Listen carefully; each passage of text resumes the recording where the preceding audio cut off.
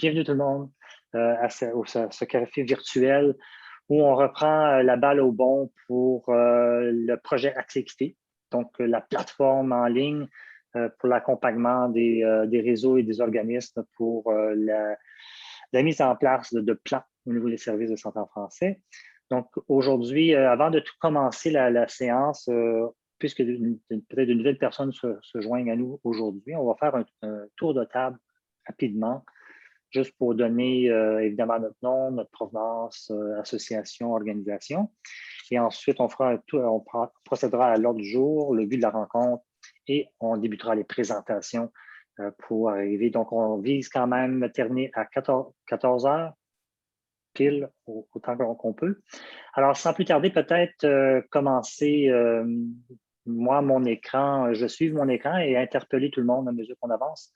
Alors, je vais peut-être laisser mes collègues se présenter également avant de lancer. Donc, je vais demander à Geneviève et Tina de dire leur propre mot de bienvenue.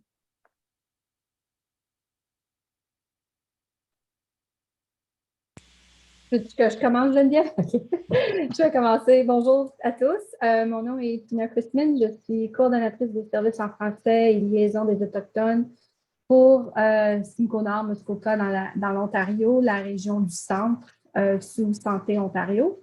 Ça me fait plaisir d'être ici avec vous. Je vois qu'il y a des gens qu'on a déjà parlé avant dans le premier cohorte. Allô Frédéric, allô Annie. Puis je suis bien contente de vous rencontrer. Bonjour, alors moi c'est Geneviève Laferrière, coordonnatrice du projet au réseau Franco-Santé du sud de l'Ontario et puis qui agit comme réseau ressources pour le projet national Appui aux gestionnaires dont on va vous parler aujourd'hui. Parfait, merci Geneviève. Et puis peut-être, je vais juste laisser à tour de rôle tout le monde, mais je vais commencer avec Paul, vu qu'à mon écran, tu es la prochaine personne. Après ça, à tour de rôle, tout le monde peut se joindre et se présenter. Bonjour tout le monde, Paul Denis, puis je suis le directeur général pour le réseau Santé Alberta. Bonne journée. Merci, Paul. Frédéric? Je suis Frédéric Beaudemont et je suis la directrice du réseau santé en Saskatchewan. Merci. Annie?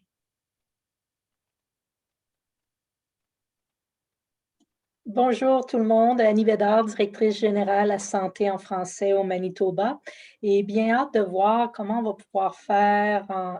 pouvoir ensemble mettre en œuvre cette plateforme-là. Alors, j'ai bien hâte de découvrir les nouvelles étapes. Parfait, merci. Ensuite, je pense qu'il y a Ève qui suit à mon écran. Oui, Ève Leframboise, agent de communication et mobilisation des connaissances, Société Santé en français. Merci beaucoup. Suivi de Chanel. Bonjour tout le monde, moi c'est Chanel, adjointe à la gestion et aux communications à la Société Santé en français. Parfait. Et Nathalie. Bonjour, Nathalie Gagné, je suis gestionnaire des programmes et des opérations à Santé en français au Manitoba. Parfait. Et là, malheureusement, il y a deux personnes qui apparaissent avec le réseau santé, puis après ça, réseau franco. Alors, réseau santé serait.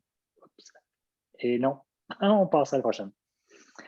Il demeure Lise et peut-être Lise peut aller. Oups. Bonjour tout le monde, moi c'est Lise Richard, je suis agente de liaison à la Société Santé en français, ici surtout comme observatrice. Puis je vais essayer de rester tout le long, mais j'ai des petites urgences au bureau, ça fait je vais voir qu'est-ce qui va en sortir. Merci. Parfait. Merci Lise. Linda. Bonjour, je suis Linda Johnston.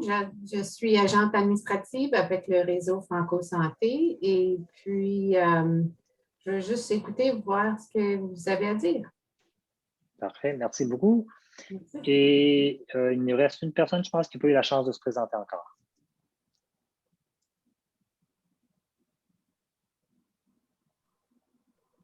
Je crois que c'est Élise qui n'a plus de son. Ah. Donc, de l'île du Prince-Édouard, directrice générale du réseau santé de l'île du Prince-Édouard. Parfait, on y revient. Je pense qu'il y a un petit problème technique. Alors, puis on va procéder, puis les gens qui se joindront à nous, on fera juste un tour de table rapidement, juste pour qu'ils aient la chance de se présenter. L'autre jour est quand même assez simple aujourd'hui. Ensuite, le mot de bienvenue. Évidemment, là, on va procéder plus à une mise à jour de la plateforme, donner un compte-rendu de l'état de la situation. Ensuite, on procédera à la démarche d'accompagnement qui rejoint un peu le commentaire de tantôt, comment on va faire avancer le projet cette année. Et juste d'emblée, juste vous laisser savoir qu'on va parler de cohorte. Alors, il y a déjà eu une première phase, on regarde une deuxième phase, donc on ira plus en profondeur par rapport à ce thème-là. Et évidemment, on ne peut pas échapper de parler de prochaines étapes vers la fin. Le tout sera également agrémenté de quelques sondages pendant la présentation, juste pour garder les choses vraiment devant un peu précis et à jour. Et donc, on va vous demander de partager vos observations, les choix sur certaines possibilités au niveau de la démarche. Alors, ce qu'on peut faire, vu qu'on a déjà présenté l'équipe d'accompagnement, on a une personne qui est quand même absente pour aujourd'hui, donc Julie Lantin, directrice générale du réseau, donc qui se rejoindra à nous éventuellement.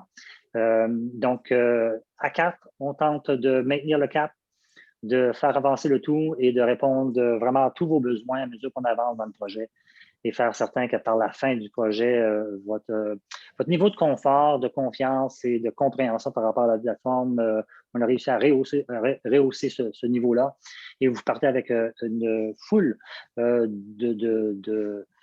d'outils pour travailler avec les organismes sur le terrain dans votre région respective. Quand on regarde au niveau du projet comme tel, comme Geneviève a mentionné tantôt, c'est un projet qui est au niveau de l'appui aux gestionnaires de la santé. Il y a 4 grands volets dans tout le projet lui-même. On sait que aujourd'hui, on va vraiment regarder la plateforme elle-même, donc l'outil web, et ensuite la démarche au niveau de l'accompagnement. Donc, comment on vous propose pour comment vous allez pouvoir appuyer, accompagner, guider toute la démarche avec les organisations communautaires dans votre région. Donc, 1, la plateforme, 2, l'accompagnement, puis il reste quand même les communications et l'évaluation. Ce que j'aimerais faire, par contre, c'est peut-être laisser, moi, je ne suis pas impliqué dans le volet 3 et 4, et peut-être je demanderais à Geneviève de juste faire une courte présentation de l'état de ces 2 autres volets. Merci beaucoup, Guy. Alors, c'est ça. Comme Guy l'a mentionné, aujourd'hui, on va vraiment se concentrer sur mise à jour de la plateforme et toute la démarche d'accompagnement. Mais il y a aussi les volets communication et évaluation qui sont très importantes au projet. Alors, pour ce qui est des communications, vous avez déjà reçu et puis si jamais vous avez des difficultés, peut-être juste nous en aviser. On a créé une planche Trello avec l'ensemble des outils pour aider les réseaux à faire la promotion de la plateforme et de ces outils dans vos régions respectives. Alors, il y a déjà des posts prêts pour les médias sociaux, communiquer, et puis on continue à alimenter justement les outils qui sont disponibles. Je pense qu'on vient de rajouter 2 notes de briefage, alors en anglais et en français, autant pour Accès Équité que pour la nouvelle ressource, les principes de base d'équité. Et puis, il va y avoir sous peu des présentations avec petites vidéos démo d'intégrer qui vont vous être rendues disponibles en anglais et en français avec les messages clés. Alors, si vous désirez faire une présentation de la plateforme, des ressources qui sont disponibles auprès de vos partenaires et auprès de gestionnaires dans vos différentes régions, vous allez être outillé pour le faire. Et puis, continuez à nous faire part si jamais il y a autre chose que vous verrez qui serait utile pour vous appuyer à cette fin-là. Et puis, dans le cadre de notre projet au niveau de l'évaluation, il y a déjà eu différentes phases. Alors, on a bâti l'évaluation tout au long du projet. Alors, entre autres, avec des évaluations ou des questionnaires de satisfaction pour l'élaboration de la plateforme, autant au niveau des réseaux que des gestionnaires à l'externe. Et c'est quelque chose qu'on continue justement avec la plateforme maintenant qu'elle est rendue disponible en ligne. Et puis, on a aussi intégré des sondages de satisfaction ainsi qu'une discussion avec un groupe focus pour les gens qui ont participé à notre première cohorte que Guy va élaborer un petit peu plus dans quelques instants. Et puis, en cours de cette année, dans la deuxième partie de l'année financière, nous avons une évaluation formative qui est prévue, qui va justement interpeller les réseaux qui vont avoir fait partie de la démarche, les organisations aussi qui vont avoir été impliqués via les réseaux en tant que partenaires pour faire avancer puis utiliser la démarche dans vos projets, ainsi que les utilisateurs de la plateforme. Alors, ça vous donne un peu les grands morceaux du projet. Et puis, alors, s'il n'y a pas de questions, je vais enchaîner juste avec quelques petits rappels. Alors, Accès Équité, c'est quoi alors? C'est sûr que ça se rentre dans le grand projet d'appui aux gestionnaires. Puis, Accès Équité, c'est la plateforme qui regroupe les outils, les ressources pour accompagner les gestionnaires dans la mise en place de services de santé en français. Et puis, comme ça regroupe différents outils, nous avons développé présentement 3 différents profils pour aider à pister mieux les gens vers les outils ou les ressources qui sont les plus appropriées pour eux. Alors, que ce soit des gens qui sont membres de la main-d'œuvre en santé, services sociaux et services communautaires, que ce soit des gestionnaires d'organisations qui veulent justement développer ou augmenter leur offre de services de santé en français et des autorités de santé. Et puis, quand on parle de gestionnaire, des fois, on nous demande bien à quel niveau est-ce qu'on s'adresse vraiment. Alors, c'est sûr que s'il y a des gens qui sont responsables pour les services de santé en français, qui sont responsables de la diversité ou de l'inclusion au sein de leur organisme, c'est vraiment à eux que la plateforme s'adresse. Et puis, des cadres d'intermédiaires qui ont le pouvoir de justement mettre en place les services de santé en français. Mais c'est sûr que tout ça ne se réalise pas sans l'aval de la haute direction. Alors, il y a un niveau de sensibilisation qui est nécessaire. Et puis, c'est pour ça nous sommes en train de développer, là, puis vous avez des notes de briefage avec des informations un petit peu plus haut niveau pour aller chercher cet aval-là avec après ensuite de l'outillage pour vraiment justement mettre l'épaule à la roue puis faire avancer les choses là, au niveau du terrain. Puis ce que la plateforme fait, c'est qu'elle permet de réunir, c'est ça, les outils, les conseils, les stratégies qui sont validées et fondées sur des données probantes. Ça offre une souplesse selon les besoins des différentes organisations. Alors, on peut la prendre de A à Z ou on peut aller justement piger l'information qui est le plus utile. Puis la démarche aussi, surtout au niveau des principes de base d'équité, permet justement d'aller directement vers les ressources qui sont pertinentes selon l'état d'avancement de l'organisation, du programme, du service. Alors, c'est vraiment là pour aider le personnel à offrir les services, aider dans la planification des services de santé en français, puis aborder des défis spécifiques. Et puis, la plateforme, elle est entièrement gratuite. Vous n'avez qu'à vous inscrire et puis inviter vos partenaires à pouvoir s'inscrire pour qu'ils puissent facilement accéder au contenu. Puis c'est ça, on vient tout juste de créer un petit code QR qui permet facilement, en prenant votre appareil cellulaire, de prendre la caméra et accéder au lien vers le site. Maintenant, sans plus tarder, je vais vous montrer une petite vidéo justement que nous sommes à finaliser. Alors, il y a la voix qui doit se rajouter à cela, mais pour aujourd'hui, vous allez avoir ma voix, malheureusement, pour vous donner un petit aperçu de ce qu'est la plateforme Accès Équité. Oups, pardon.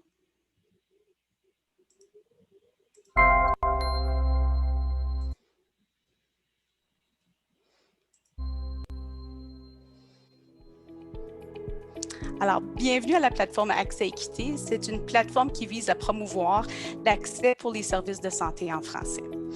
Alors, c'est un site gratuit qui permet justement de sensibiliser les professionnels et les gestionnaires à l'importance d'offrir des services de santé en français. Grâce à différentes ressources qui sont disponibles et réunies sur ce site.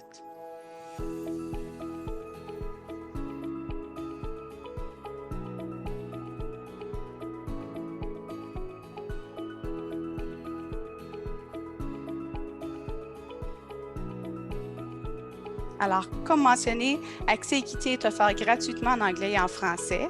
Afin de consulter l'ensemble du contenu des diverses ressources, vous n'avez qu'à vous inscrire à ce site en suivant ces quelques étapes. La création de votre compte d'utilisateur vous permet de sauvegarder vos documents en toute confidentialité et de suivre votre progression.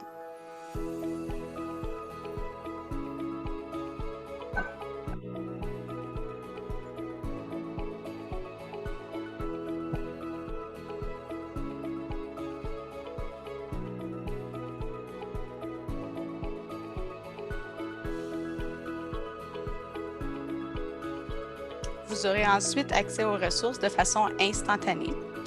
Le choix des profils vous permet d'être pisté vers les ressources les plus pertinentes pour vous. Le site vous avisera aussi dès qu'une nouvelle ressource est rendue disponible. C'est maintenant à votre tour de découvrir les ressources et l'appui disponibles pour vous accompagner dans votre cheminement vers les services de santé en français plus équitables. Alors, inscrivez-vous dès aujourd'hui.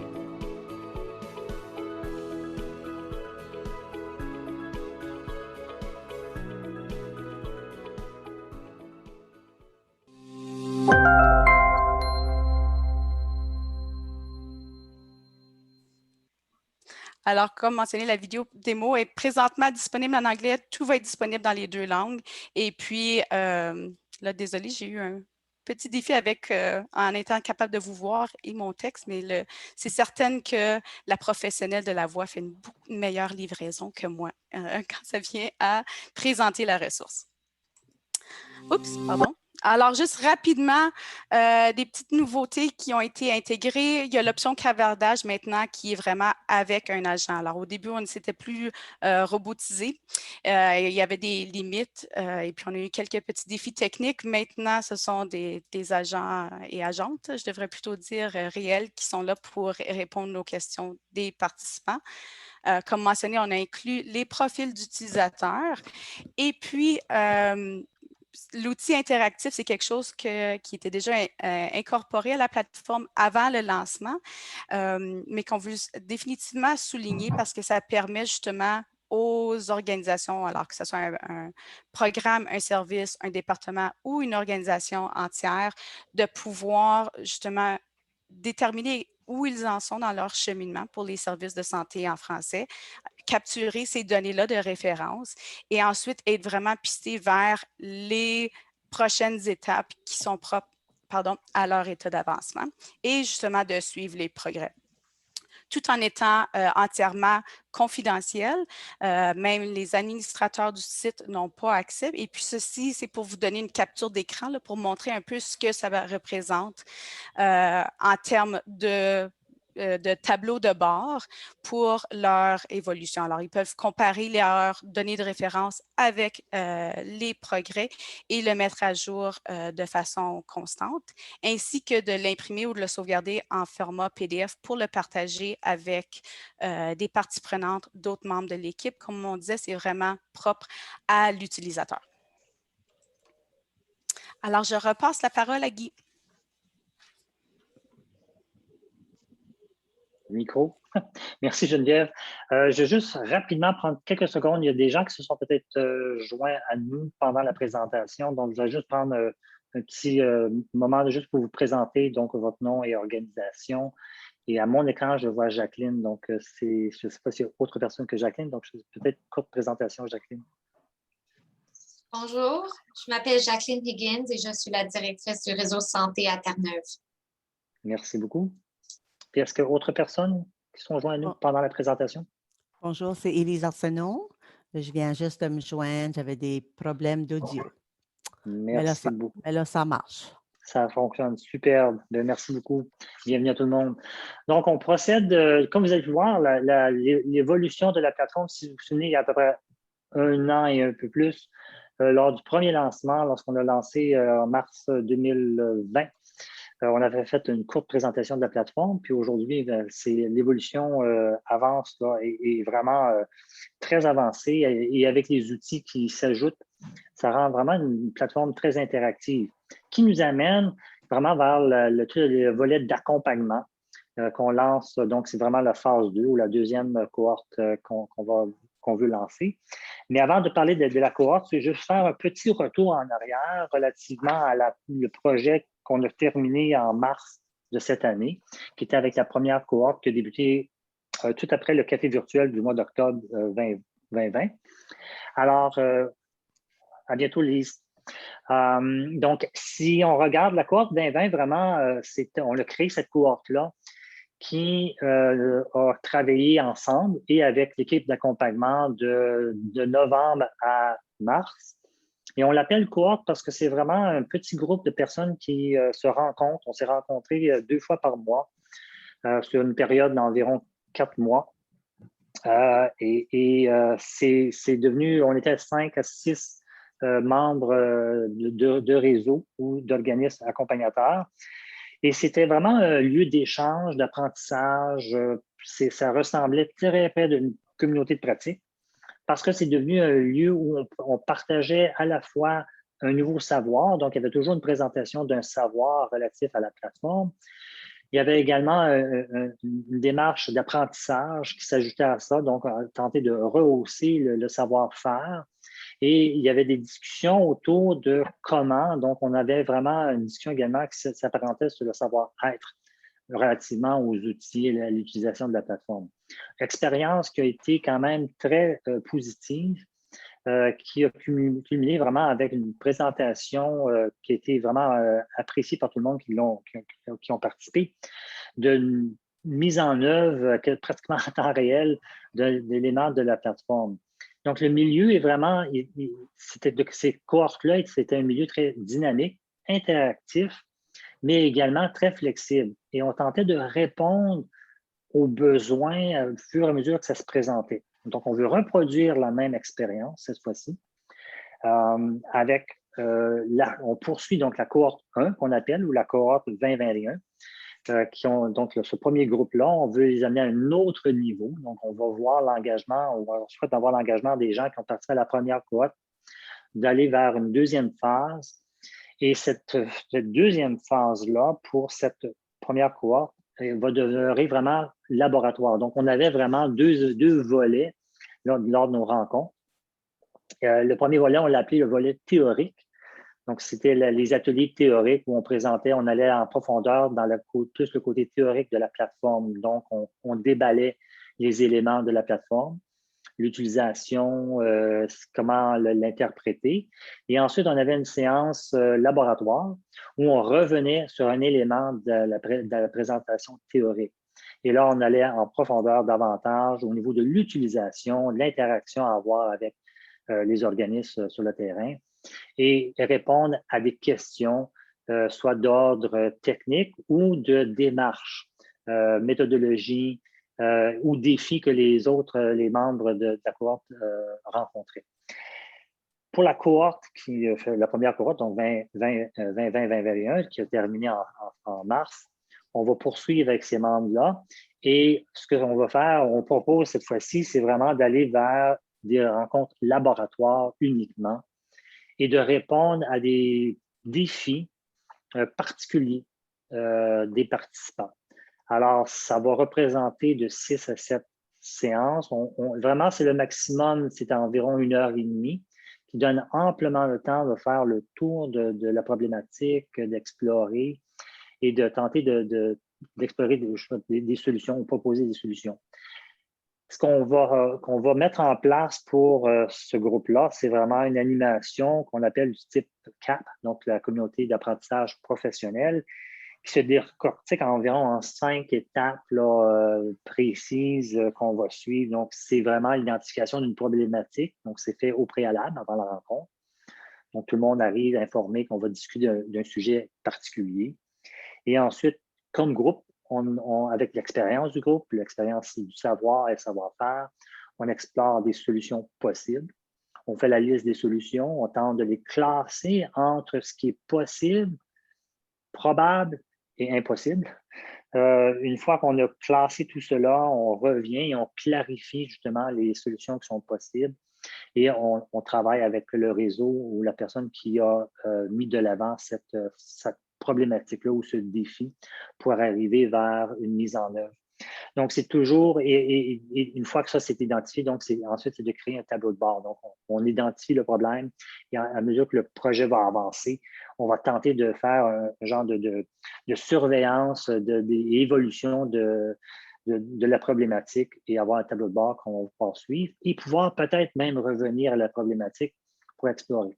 Une des choses une leçon qu'on a retirée de la première expérience de la première cohorte, c'était d'avoir toujours une démarche très flexible puis adaptée aux besoins des participants et des participantes. On va maintenir cette même démarche-là avec la cohorte 1 qui se poursuit. Et on veut faire également la même chose pour la deuxième cohorte. La chose qui est quand même intéressante au niveau de la cohorte 1, évidemment, c'était sur le niveau volontaire. Donc, les gens se disaient, nous, on est intéressés, sachant bien qu'il fallait investir du temps. De la participation, donc c'était à ce moment-là 2 rencontres par mois, la théorie et le laboratoire, et vraiment d'arriver avec, de pouvoir partager. Et plus on avançait dans le projet, plus ça créait vraiment un milieu où on avait un milieu de genre, on va dire, qui était sécure pour pouvoir partager nos propres défis dans la mise en œuvre. Et plus ce volet-là, plus cette atmosphère-là était créée, plus on pouvait aller en profondeur dans les discussions et la compréhension des défis. Et à ce moment-là, le partage des savoirs collectifs des membres s'ajoutait à toute l'expérience. Les participants de la première cohorte, on avait des gens de Terre-Neuve, de l'Ontario Sud, évidemment, qui incluaient l'entité 2. Des représentants de Saskatchewan, Nunavut, Territoire du Nord-Ouest et Yukon. Ça, c'était notre groupe de départ. Et il y a eu vraiment fluctuation à mesure qu'on avançait dans le projet. Donc, parfois, il y avait conflit d'horaire, mais en général, il y avait eu très bonne participation. Et chose qu'on a fait également, c'est qu'il y avait, chaque séance était enregistrée. Donc, si on manquait une séance, on pouvait quand même avoir accès à la vidéo et pouvoir reprendre le sujet qui avait été présenté. Ainsi, donc, cette première cohorte-là, comme je mentionne, on fait le tour de la plateforme une première fois. Là, on présume qu'il y a une démarche vers une mise en œuvre et ce nouveau volet d'accompagnement avec la première cohorte est vraiment d'aller davantage dans l'exploration des défis, des difficultés, des problèmes et d'aller creuser davantage et identifier des solutions. Alors, c'est une poursuite de la première cohorte. Aujourd'hui, ce qu'on veut lancer et présenter, c'est la formule de la deuxième cohorte qu'on veut vous présenter, avoir une interaction avec vous pour voir, oui, est-ce qu'on est sur la bonne piste, ce qui semble fonctionner ou pas, et ensuite tenter d'identifier un peu le niveau d'engagement vers la participation à la deuxième cohorte. Mais pour y arriver à cette deuxième cohorte-là, ce que je vais faire, je vais céder la parole à Tina, qui va nous en faire une présentation. Et suite à la présentation, on aura quelques mini-sondages juste pour avoir un aperçu de vos choix et ensuite engagement par rapport à la deuxième cohorte. Alors, Tina, je te cède la parole. Merci, Guy. Bonjour encore à tous. Merci encore d'être ici avec nous.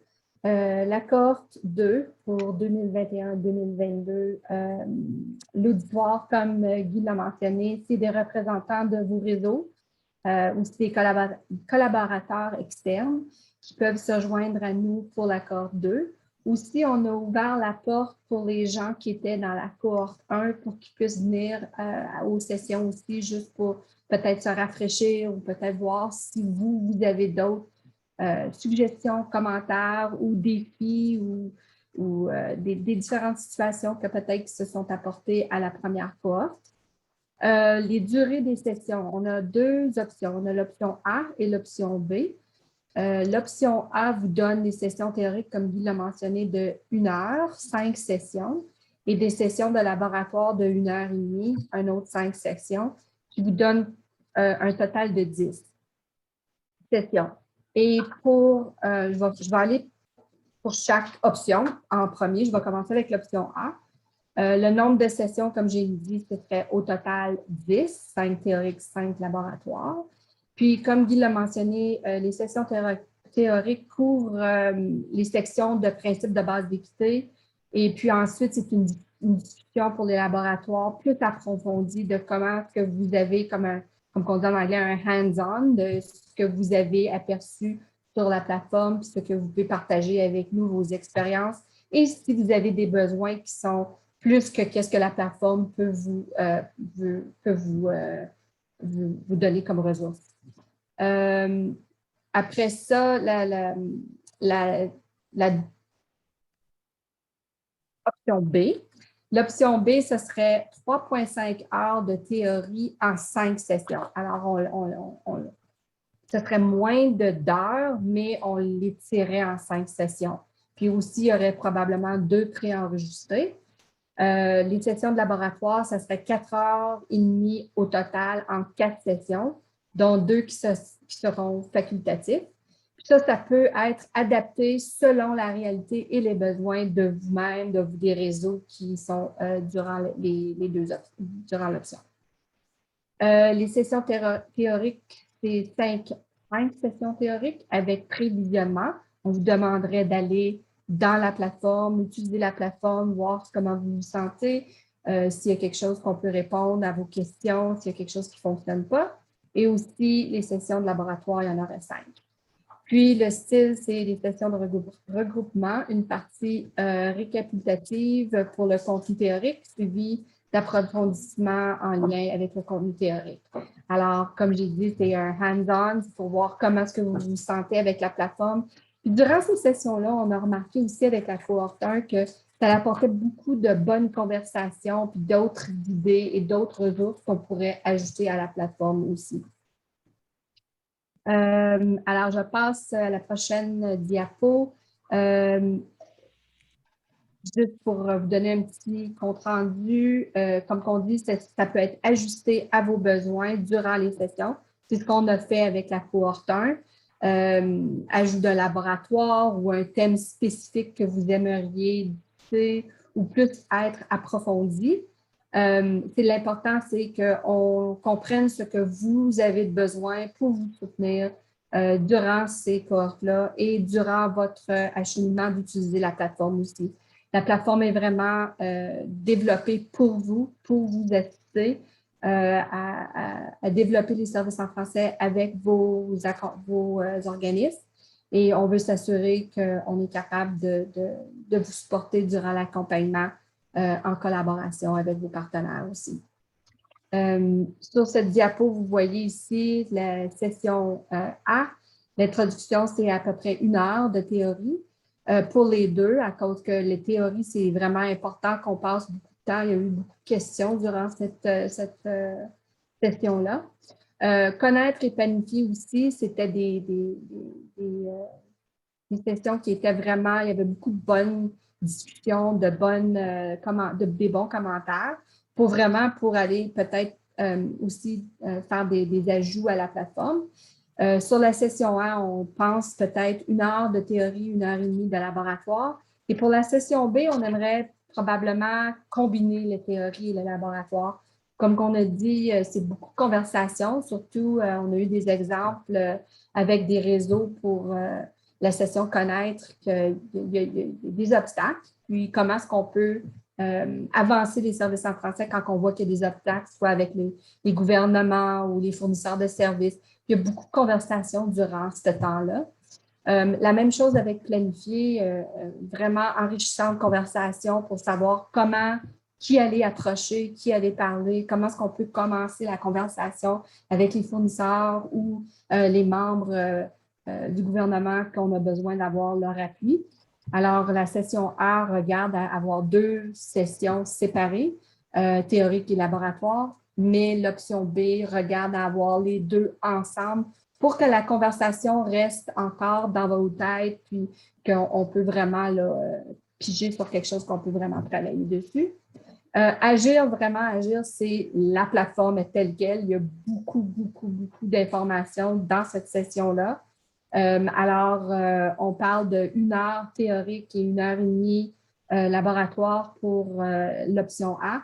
Mais pour l'option B, on parle de seulement une demi-heure de théorie et 1 heure et demie de laboratoire.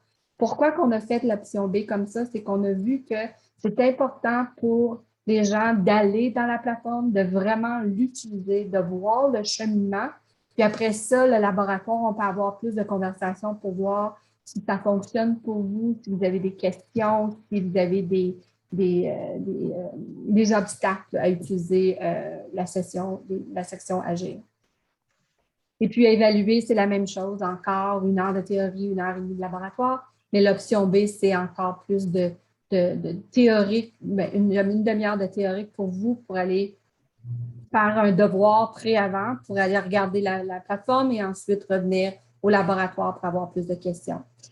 Alors, l'option A, on a 11 heures en mode virtuel et pour l'option B, 8 heures en mode virtuel et prévisionnement. Puis ça, c'est encore ces 2 options. C'est à discuter, comme Guy l'a mentionné. On veut vraiment s'assurer qu'on est là pour vous supporter. On sait que tout le monde est vraiment occupé en ce moment, mais on veut s'assurer aussi qu'on est là pour vous accompagner durant ces sessions, durant la cohorte 2021-2022. Et qu'on peut vous présenter la plateforme le mieux que nous pouvons. Je ne sais pas si vous avez quelque chose à ajouter, Guy et Geneviève. Peut-être, moi, j'aimerais rajouter une petite chose. Je vais juste revenir sur la cohorte 1 que j'ai oublié de mentionner. Il y a un lien peut-être avec la cohorte 2 également. Pour la cohorte 1, une des démarches qu'on va faire dans le laboratoire, plus en profondeur, on va voir également ajouter lors du laboratoire d'1 heure et demie, ça va être des présentations par des experts conseils qu'on va inviter et venir parler soit des éléments soit de ressources humaines ou des éléments de planification pour rehausser davantage justement le savoir-être ou le savoir-faire.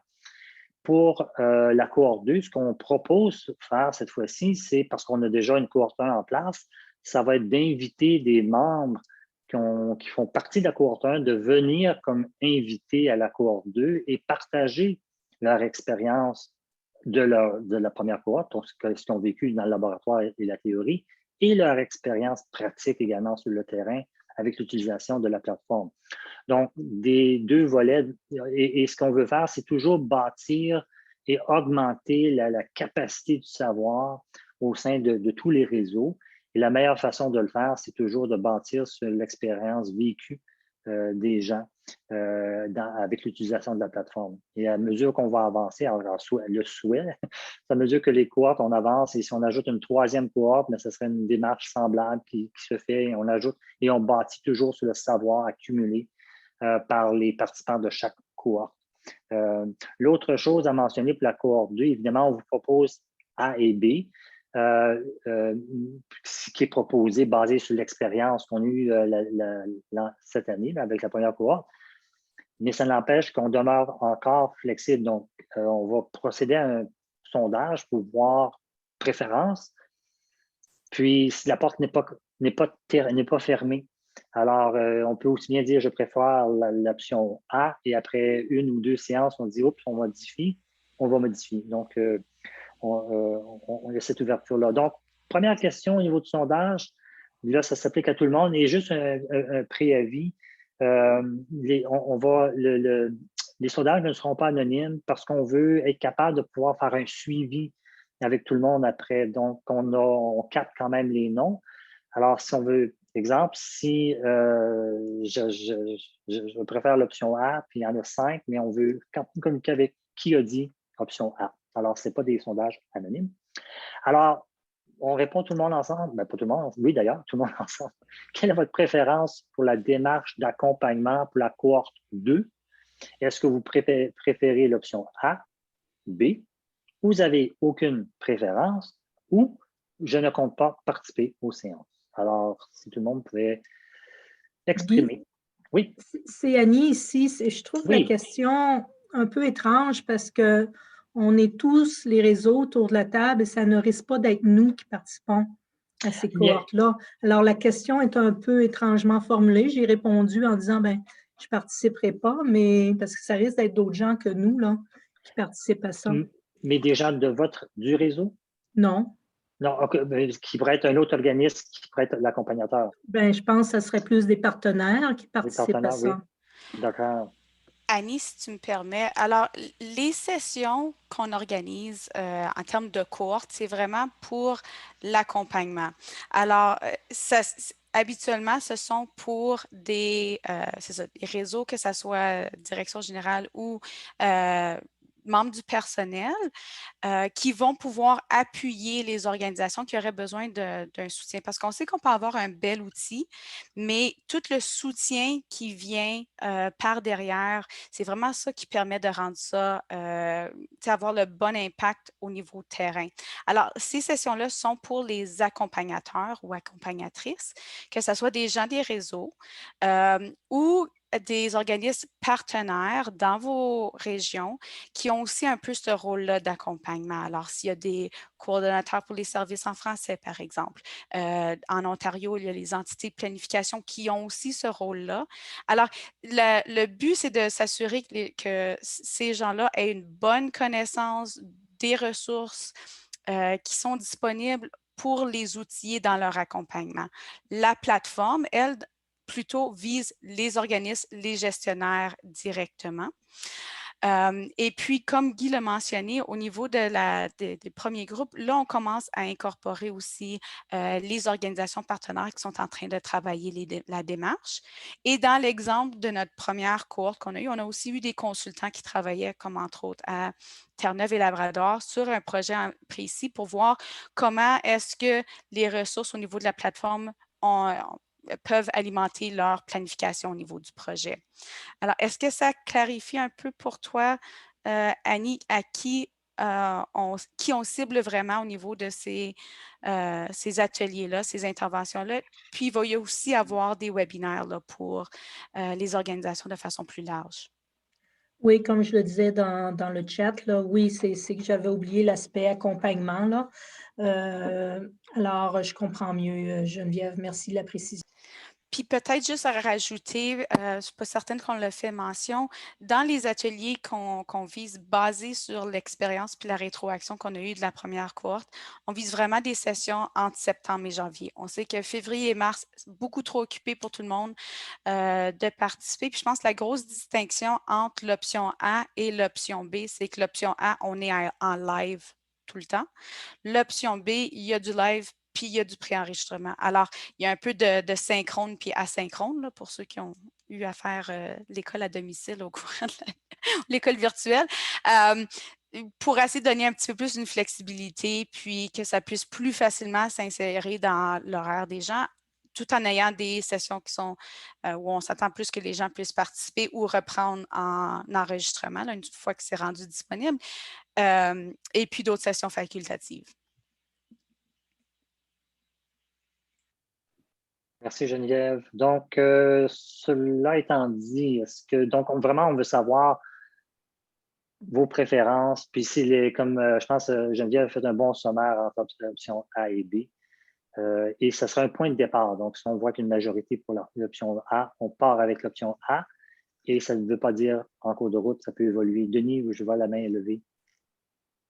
Ah, Paul, excuse-moi. Oui, juste une petite question, une question importante quand même, c'est je comprends l'accompagnement maintenant. Comment est-ce qu'on va faire? Peut-être c'est trop tôt pour poser la question, là, pour inclure et intéresser les gestionnaires à s'inscrire à cette plateforme. Est-ce qu'ils vont prendre est-ce qu'ils vont suivre la formation, eux autres aussi? Vas-y, Geneviève. Alors, c'est ça. C'est sûr qu'on mise beaucoup sur les réseaux pour appuyer la promotion de la plateforme, puis vraiment de s'assurer que vous vous sentez assez confortable pour pouvoir le proposer à vos organisations partenaires dans vos démarches de projets actuels ou au cours de nouvelles initiatives qui sont lancées. Alors, on veut, puis au niveau de vous offrir des outils pour faciliter la promotion au niveau du terrain et puis l'organisation aussi de webinaires qui sont justement pour un public de gestionnaires plus élargi. Mais vraiment, l'approche pour rejoindre les gestionnaires, c'est via les réseaux, via votre promotion. Alors, l'approche est vraiment le plus que vous en connaissez au niveau de la plateforme de ces outils, le mieux vous allez être capable d'être des porte-parole du dossier là, au niveau terrain. Merci. Est-ce qu'il y a autre question? Je ne sais pas si Geneviève, si les réponses sont toutes rentrées ou on relance à nouveau. Chanel, est-ce qu'on a les résultats pour le premier sondage?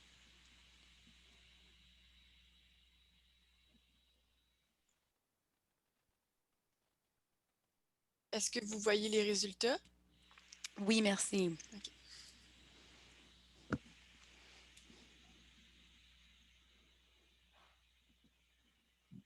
OK, donc, si tout le monde voit les résultats, on voit qu'il y a une préférence pour l'option B. Et quand même, et même ex aequo avec je n'ai pas de préférence. Donc, si on combine A et B ou B et C, question 2 et 3 ou 1 et 3, on voit que quand même l'option B semble être une préférence. Et quand même, à noter la différence majeure entre les deux, c'est qu'il y a quand même le prévisionnement de séances avant de participer. Donc, si on reprend, si on va vers l'option B, pour nous, pour se préparer, donc je sais que le lancement, on prévoit qu'il est en septembre. Il y a une préparation à faire avant d'y arriver. Donc, on a besoin de savoir par rapport à vous, de connaître votre niveau d'engagement pour participer à la démarche pendant l'année fiscale 21-22. Alors, juste avoir un son de cloche, je m'engage, je dois y réfléchir un peu, il se peut, donc peut-être ce n'est pas vous en ligne présentement, mais vous voulez déléguer à quelqu'un d'autre. Je dois en discuter avec un partenaire ou un membre de mon équipe, ou c'est impossible pour moi de m'engager cette année. Donc, si vous voulez peut-être nous partager à nouveau où vous positionnez relativement au niveau d'engagement pour vous joindre à la cohorte numéro 2.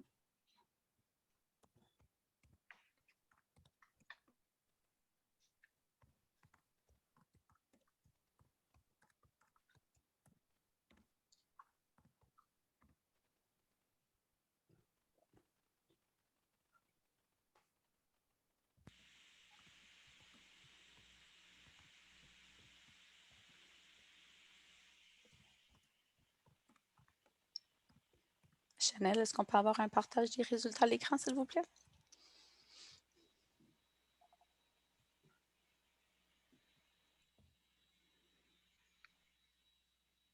Excellent. Alors, si on prend un petit récapitulatif, on est à 50% au niveau de gens qui sont prêts à s'engager et 50% qui veulent en discuter avec un membre de leur équipe. Alors, excellent. Merci beaucoup.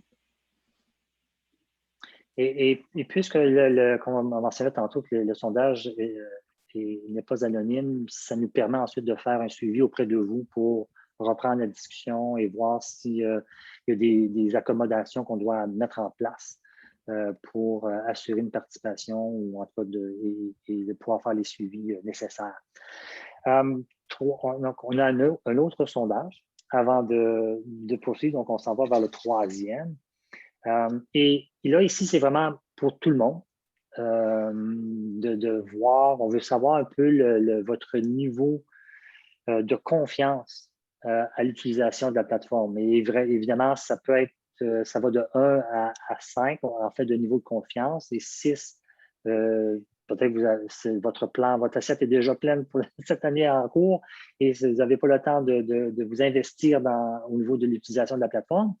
Ou si oui, peut-être qu'il est très limité, vous avez la chance de le parcourir un peu, ou vous avez une idée du contenu, ou vous êtes très, très élevé. Donc, vous sentez un niveau de confiance assez élevé et prêt peut-être même à vous engager auprès d'organismes dans votre communauté. Alors, à niveau, juste votre actuel niveau de confiance avec l'utilisation de la plateforme.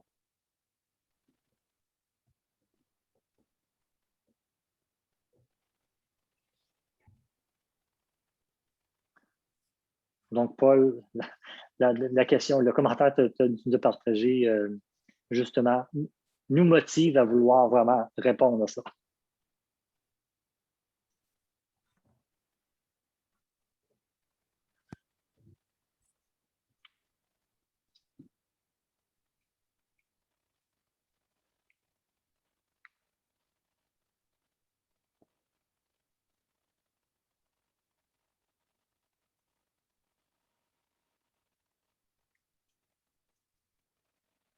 OK. Super. Tout le monde a vu ça. Donc, on regarde, si on regarde entre 1 et 5, on voit que quand même 4 et 5 représentent le 67 %, donc 2 tiers du groupe.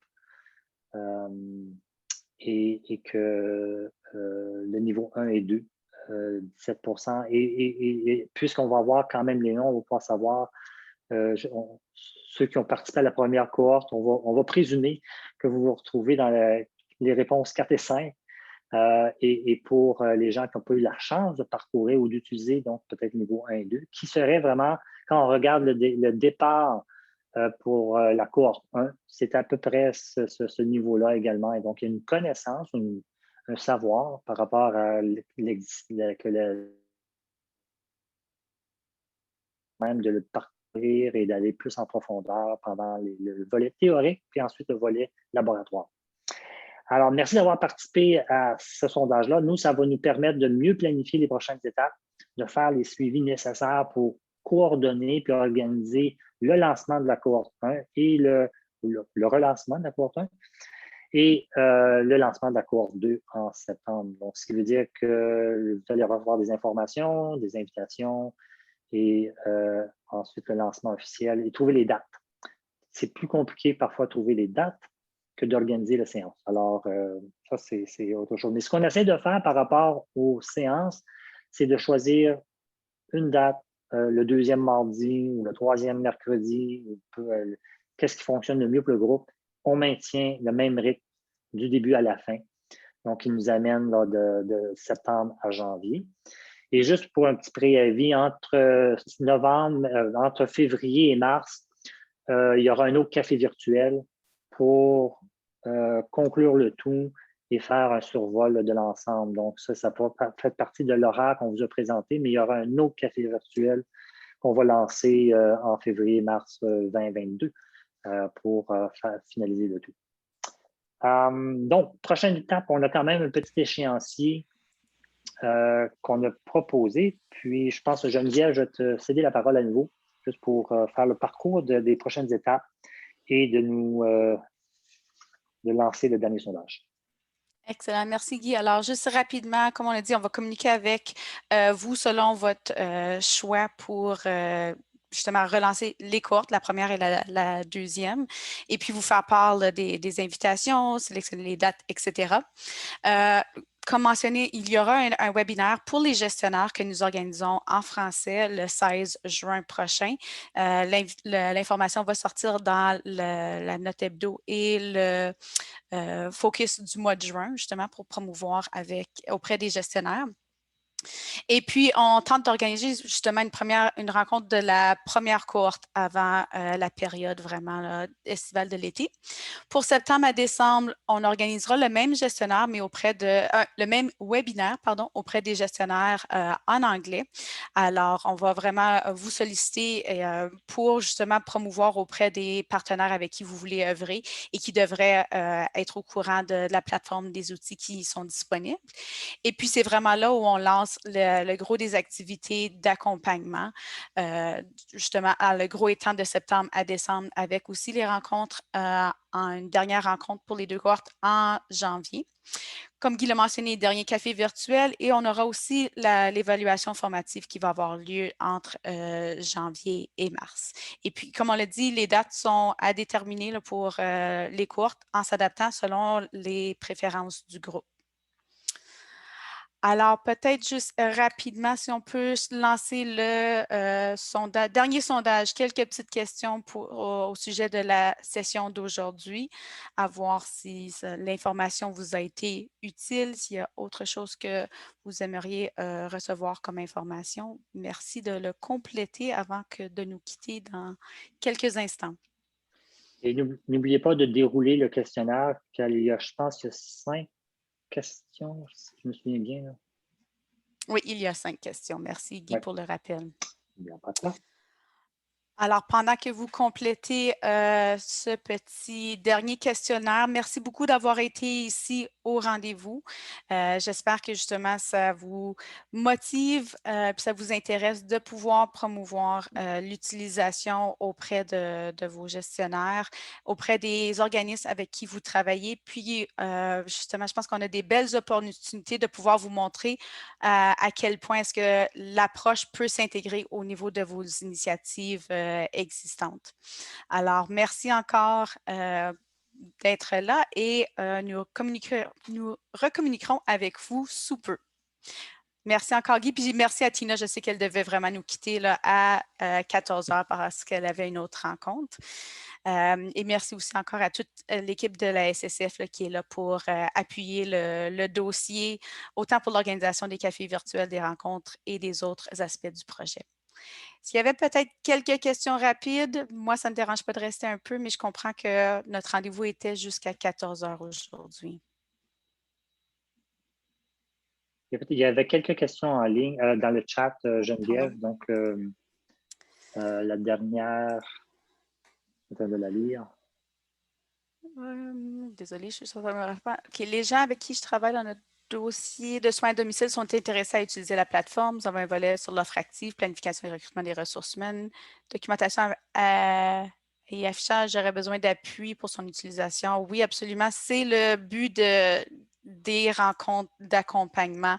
On a vraiment la chance de discuter de vos projets. Alors, c'est pour ça aussi qu'on passe au théorique, là, mais on passe à travers du contenu. Puis après ça, les labos, c'est vraiment comment est-ce qu'on utilise les différentes ressources, les approches, autant dans l'outillage que des fois les façons d'accompagner. Alors, comme Guy parle là, du savoir-faire ou du savoir-être, qui sont des échanges riches justement durant les sessions laboratoires pour vraiment amener ça sur la réalité terrain. Puis, il y a une énorme richesse d'expertise à travers de l'ensemble des réseaux. C'est vraiment une bonne occasion où on a la chance de pouvoir échanger, puis des fois retrouver des similitudes quand on pense qu'il y a des fois des situations qui sont très différentes d'une province à l'autre. Désolée, je vais juste rouvrir le chat s'il y avait autre questions. On a 2 ans de reste pour notre projet. OK, merci. Je pense que c'était une précision. Ça, si je ne me trompe pas, c'est Élise, n'est-ce pas? Par rapport au projet Aîné. Oui, c'est soins à domicile, oui. C'est ça, c'est probablement comme la partie formation sur l'offre active, puis ça, on prévoit ça probablement dans les prochains 7 à 8 mois. Ça fait, je n'aurai peut-être pas le temps de participer à l'apprentissage, puis on roulera. Mais comme on l'a mentionné, des fois, c'est de voir s'il y a quelqu'un au sein du groupe qui serait intéressé de participer aux sessions. Ça ne repose pas tout sur vos épaules. À Terre-Neuve-Labrador, ils ont délégué la consultante qui faisait appuyer le projet en santé mentale et en dépendance. Dans notre région, on est allé chercher les entités de planification qui avaient ce rôle-là. Alors, avec un premier groupe pour vraiment tester la démarche, puis maintenant, c'est en train de s'élargir à d'autres qui sont intéressés aussi. Alors, c'est un peu à vous de voir. Je comprends que le contexte des réseaux sont différents. Certains ont plus de personnel, d'autres moins, puis c'est vraiment de s'adapter à votre réalité, que ce soit un partenaire au sein d'une équipe de travail comme ça qui œuvre au sein d'une initiative ou d'un projet. C'est vraiment à vous de leur lancer l'invitation, puis ensuite, nous, on partagera avec les invitations là, avec eux suite à cette communication-là. Est-ce qu'il y en a qui se feront en anglais aussi? Alors, pour les webinaires, pour les gestionnaires, oui. Pour l'ensemble des outils de communication, oui. Pour les sessions d'accompagnement, présentement, on les a toujours fait en français parce que c'était l'ensemble du groupe était francophone. Mais je pense que s'il y en a qui auraient des partenaires anglophones, on serait ouvert à le faire. On le fait pour justement notre groupe conseil pour le projet qui inclut des gestionnaires anglophones. Alors, on prépare tout de façon bilingue. On offre aux gens la possibilité de présenter, d'échanger dans leur langue, mais la majorité des discussions ont lieu en anglais. Annie, tu as une question? Oui, je sais qu'on a déjà dépassé notre temps, mais si on pourrait avoir un petit 5 minutes, si les gens, ça ne les dérange pas. Puis moi, j'ai une autre rencontre à 1h30, mais j'aurais aimé entendre les gens qui ont participé à la cohorte 1, Saskatchewan, Terre-Neuve. C'était quoi votre expérience? Comment ça a été? Parce que juste comme ça, juste la présentation, je ne vois pas le contenu. Ça fait déjà très longtemps que j'ai vu le contenu ou on a échangé sur le contenu. Donc, pour moi, c'est très loin. Et faire le pont à aujourd'hui, là, je dois dire, je suis un petit peu perdue. Et c'est peut-être parce que je reviens d'un long week-end aussi, là. Mes neurones ne sont peut-être pas en place. Mais c'est ça, c'est quoi l'expérience des gens qui ont participé à la cohorte 1? Je ne sais pas, Frédéric, en Saskatchewan, comment ça a été pour... Je ne sais pas si c'est toi ou si c'est un partenaire qui a participé. Non, c'est moi. Écoute, je pense que ça m'a permis de mieux comprendre la plateforme, mais je dois dire que j'envisage de participer à la suite parce que je suis encore dans ma tête en train d'essayer de définir comment je vais convaincre mon système de santé de mettre de l'énergie à utiliser la plateforme, etc. Mais c'est sûr que je pense que c'est très important comme réseau de santé de participer à l'exercice parce que ça nous apporte beaucoup, ça nous aide à mieux comprendre comment utiliser l'outil finalement. Alors, c'est ça que je peux dire pour l'instant, mais j'en ai encore besoin finalement. OK. Alors, je pense que c'est vraiment pas c'est pas du temps perdu du tout. C'est vraiment très utile et très participatif aussi. Il y avait aussi Paul qui avait une question. Oui, justement, pour en savoir davantage sur la plateforme, j'ai demandé si vous allez partager votre PowerPoint pour qu'on puisse avoir accès aux liens qui nous amènent à la plateforme pour qu'on puisse aller fouiller de nous-mêmes. Est-ce que c'est possible? Oui, vous pouvez avoir, certainement, on va partager la présentation, mais on a une présentation qui est plus format promotionnel, qui est vraiment prêt, que si vous voulez la prendre, puis ensuite la partager avec vos organisations de santé, soit en anglais ou en français, selon vos partenaires. Elle est toute prête avec les liens. Alors, on vous envoie ça d'ici la fin de la semaine dans le Trello, puis on fera un rappel là, pour l'endroit où vous pouvez avoir accès à tous les outils de communication pour le projet. Moi, j'ai la vidéo qui est plus promotionnelle et le côté plutôt en anglais, le webinaire en anglais. Personnellement, moi, je ne me sentirais pas aujourd'hui encore assez à l'aise pour le présenter directement moi-même.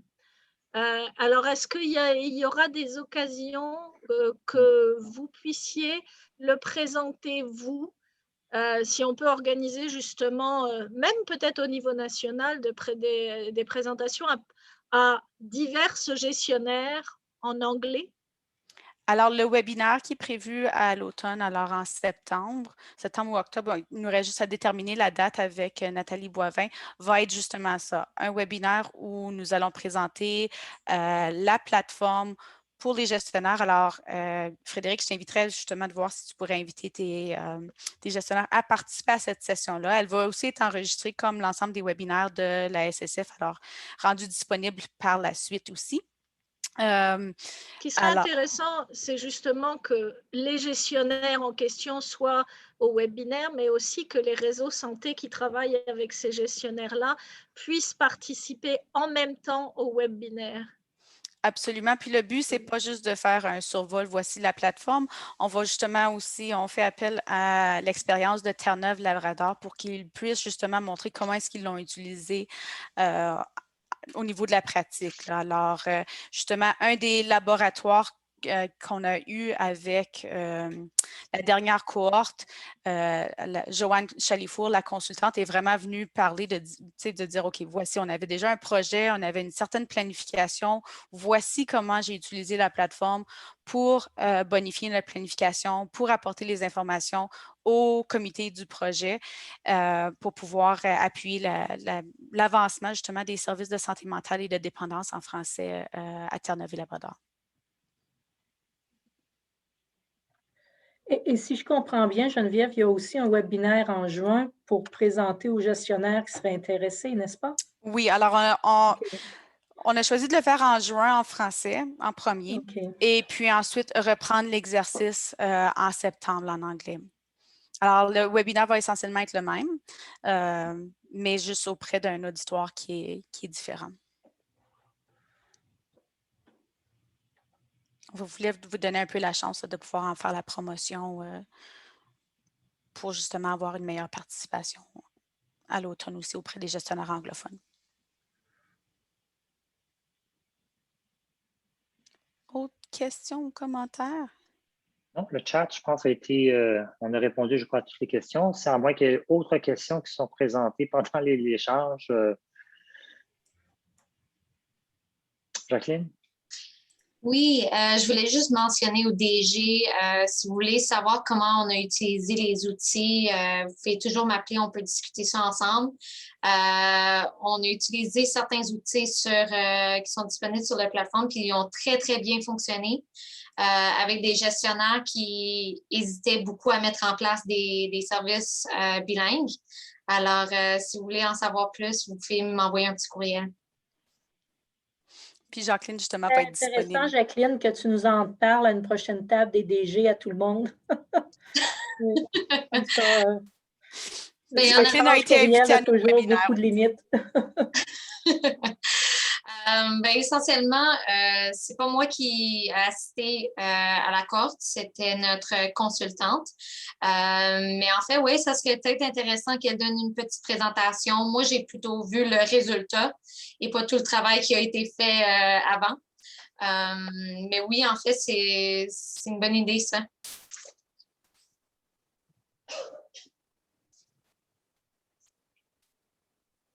Geneviève, est-ce que tu as mentionné que justement, Joanne va faire partie du webinaire?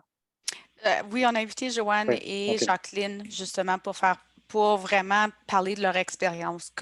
Qu'est-ce que ça a donné au niveau d'un projet où il y avait une planification existante, puis comment est-ce que c'est venu en appui à cela. Okay. Parfait. Autre question ou observation? Sinon, on vous remercie à nouveau de vous avoir joint à nous aujourd'hui.